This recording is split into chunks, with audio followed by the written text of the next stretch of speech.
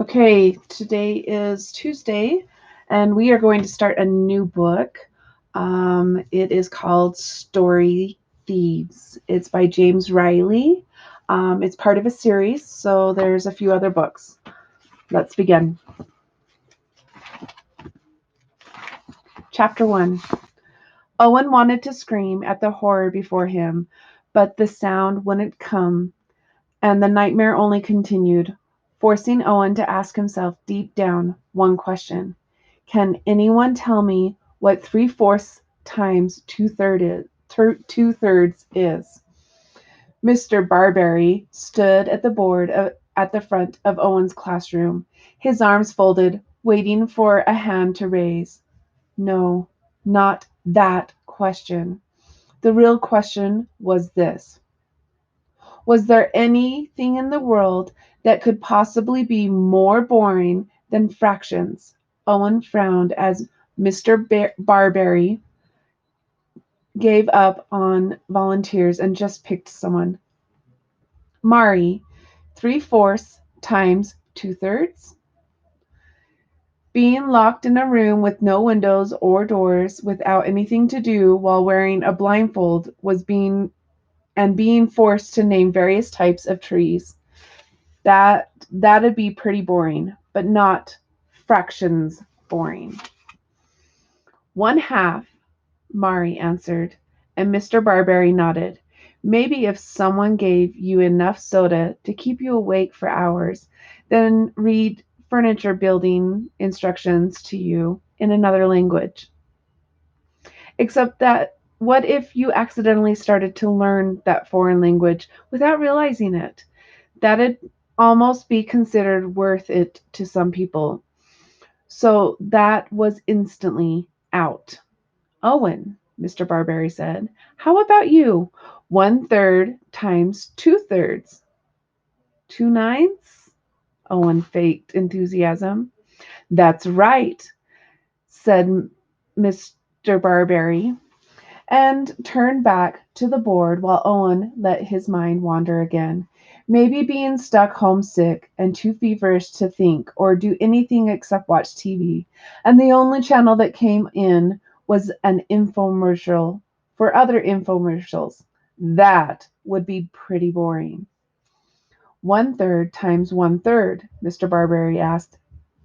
Gabriel? 1/9, Gabriel answered. His eyes glazed over. Nope, fractions still won, and by a lot.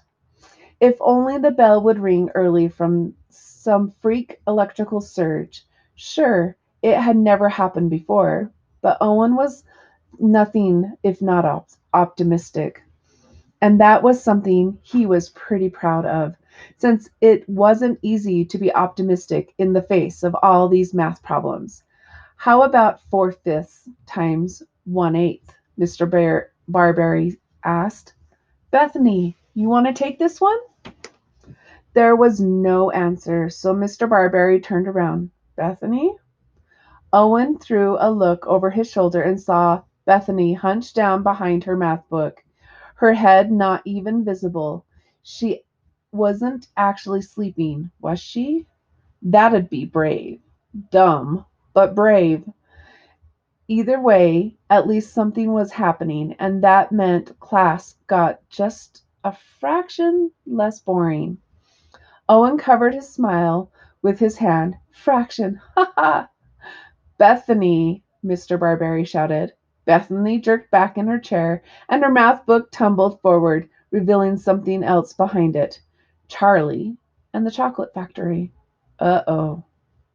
Mr. Barberry had just glared at Bethany for a second as she looked around, a mix of confusion and fear on her face. Owen winced, waiting for Mr. Barberry to start yelling, but fortunately, the bell rang right at that moment, releasing them for lunch.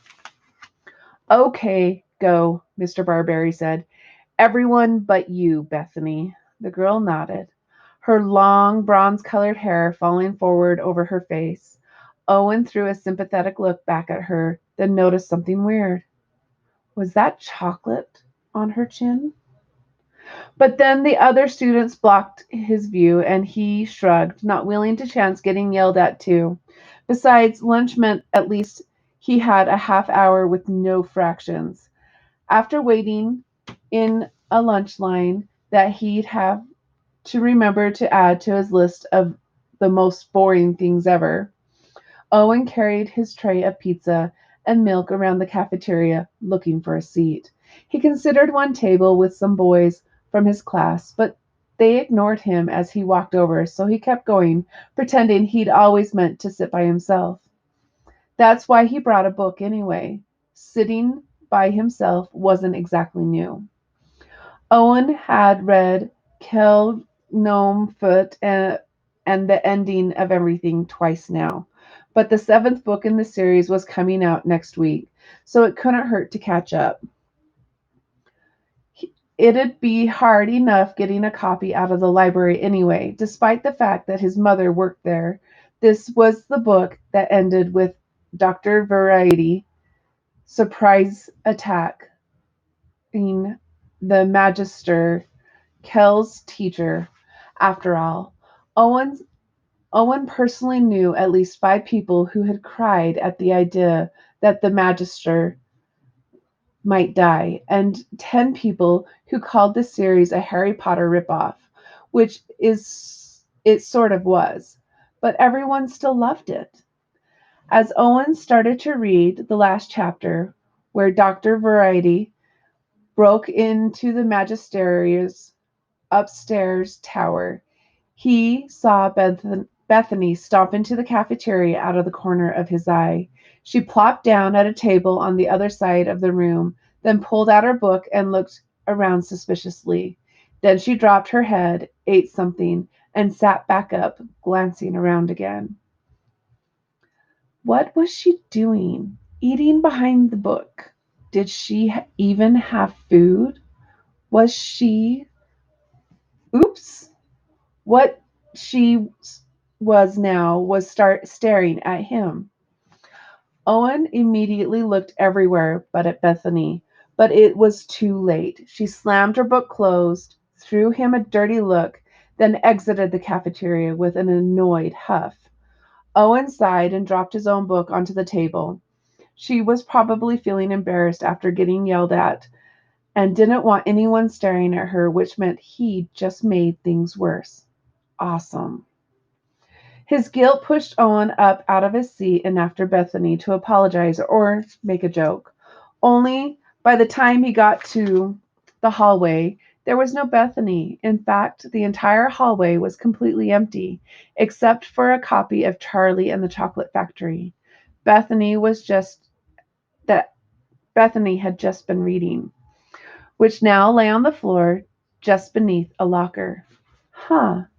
Not only had she left her book on the floor, but worse, Owen could tell, even from a distance, that it came from his mom's library. That wasn't even her book. And were those chocolate stains on it? That was not cool. What was Bethany thinking? Who checked out a book and got chocolate all over it, even if it, fit the story? Other people wanted to read these books too, and didn't want to have food stains on their copy. Shaking his head, Owen grabbed the book and dropped it into his bag, then walked back into the cafeteria to get back to important things like Dr. Variety's attack on the Magisters. Unfortunately, the bell decided to ring then. Cruel, but expected. Owen sighed, threw away his garbage, and tromped back to another few hours of mind-numbing semi-learning.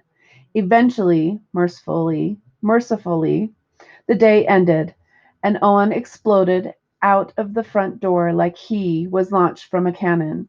It felt so good to be out that he walked that much quicker to his mother's library, where she worked almost every night. As usual, Owen would go by and help out where he could, mostly because she made him, but partly because it just it was just fun being around all those books. He said hi to his mom, who was running around with too much to do, then took his usual spot at the front desk, where he checked people's books out for a few hours. This job could be either interesting, seeing what people were reading, embarrassing, seeing what people were reading, or boring, seeing what people were reading. Usually it managed to cover at least two of the three every few minutes, and tonight was no different. When things finally cooled down, Owen sighed and pulled out his homework, knowing that his mother, no matter how busy she was, would notice he wasn't busy and make him do it anyway. Only when he went to pull out his math book, there was Bethany's copy of Charlie and the Chocolate Factory in his bag. Um, whoops. He'd sort of forgotten all about it. He'd picked it up, meaning to give it back to Bethany and glare at her judgmentally for the chocolate stains. But now that he thought about it, he had she even been in science after lunch? He couldn't remember her being there or in any other class that afternoon. Maybe she'd gone home sick after eating too much chocolate and using a library book as a napkin. Owen shrugged and checked the book back into the library. She knew where to find it if she wanted it again. His mother caught him putting the book on a pile that was supposed to go back out onto the shelves and gave him a look. He sighed and stood up, knowing where it was going this was going. Those all go in the children's section, she said. I'm locking up, but I have a few things to take care of in the office after that. So finish your homework when you're done. Ugh, of course. Owen picked up a pile of books about half as tall as he was, then walked them slowly back to the children's section. As usual, it was a mess, like a hurricane had plowed into a near nuclear bomb right around the Rick Rodane books. Owen sighed and dug in, pulling a few interesting books aside as he noticed them. That was the only good part about cleanup. He'd sometimes find things that looked like a good read. 10 minutes later, the children's section was at least cleaner, with random piles stacked on top of overfull shelves. Owen looked sadly at the stack of books he'd carried here to put back, then sighed again and picked up Charlie and the Chocolate Factory, knowing there'd be no room for it. But then, as he found the D section for Roald Dahl, something weird happened. His hand jumped. He looked down at his hand and the book in it, thinking he'd just imagined the jolt. The book in his hand jumped again. Gah! He said, dropping the book. It smacked the floor hard and just sat there for a moment. Then it jumped a third time. What was happening? Owen backed away as the cover and a bunch of pages flipped open all by themselves. Was the book haunted? Was the entire library haunted? Was it okay to find that awesome even while being scared? And then the last thing in the world that Owen ever expected happened. 5 chocolate-covered fingers pushed right out of the center of the book, grabbed the edge, and began to pull themselves out. Okay, you guys, that's the end of the first chapter. I hope you enjoyed it. Don't forget to answer the questions, and we'll read more tomorrow.